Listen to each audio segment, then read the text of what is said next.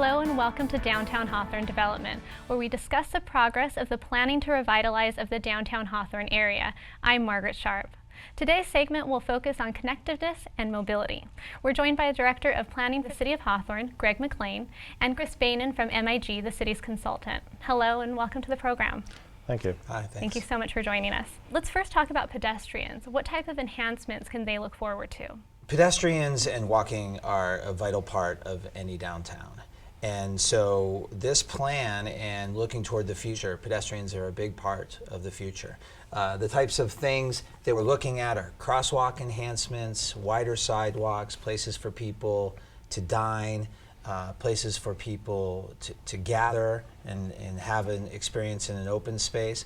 So pedestrian orientation rather than things solely focused on automobile and trying to get everybody up and down Hawthorne Boulevard. We want to create a matrix, a web of connectivity for pedestrians, but not just pedestrians, also bicycles as a part of the mobility network are a big part of what we want to focus on for the future. Yeah, I think a key thing to remember is that it's not just about creating places for people to walk, but creating places for them to go. So the city is already working on providing opportunities for outdoor dining, but we can improve the sidewalks, make them wider and so forth to accommodate that, and this is all going to be part of the plan. Great. And what about those who are using public transit? What further amenities can they look forward to?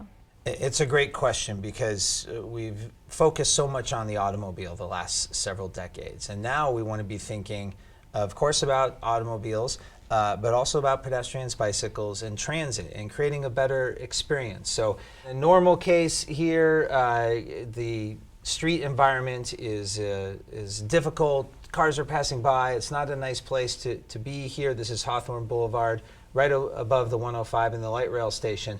Well, we want to look at a future where there are shade structures and branding and signage and a well-defined space for the transit, for bicyclists to come through.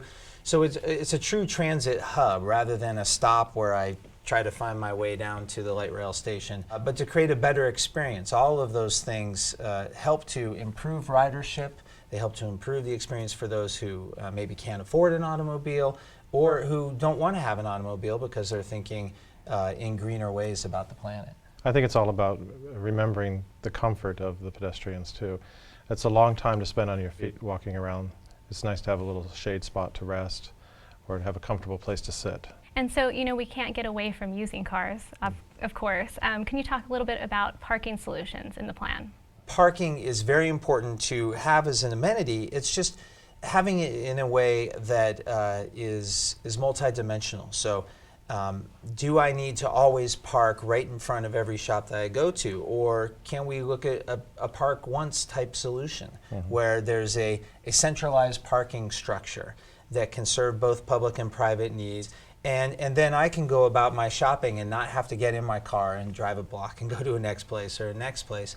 But that, coupled with the pedestrian amenities we're talking about, creates a total environment. So it is parking solutions, but it's really overall mobility solutions. And some days I might be a pedestrian, other days I might need my car for whatever purposes, and we need to accommodate everybody. Yeah. Public parking lots in strategic locations, and this plan will help us to facilitate that effort. Can you tell me about the improvement of existing public infrastructure and how that relates to the connectiveness of LAX? Public infrastructure means a lot of different things. I think one of them is the improvements that we're making with our pipes and our wires and all that sort of connectivity. To be a great 21st century city in Hawthorne, we need to upgrade those things. It also relates to Wi-Fi and technology. So people coming and having a great pedestrian experience or gathering experience, they expect that sort of thing, Wi-Fi that can connect them to the world.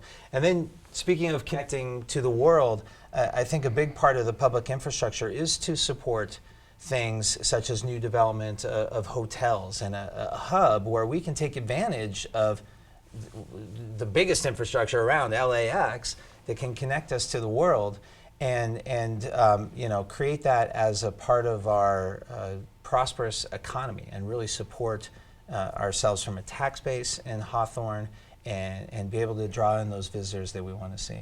Yeah, many times people look at LAX as producing a lot of negatives for the surrounding areas. But we look at it as a great opportunity, and we definitely want to tap into that. Thank you so much. Well, that does it for this episode of Downtown Hawthorne Development. Thank you, Greg McLean and Chris Bainan, for joining us today.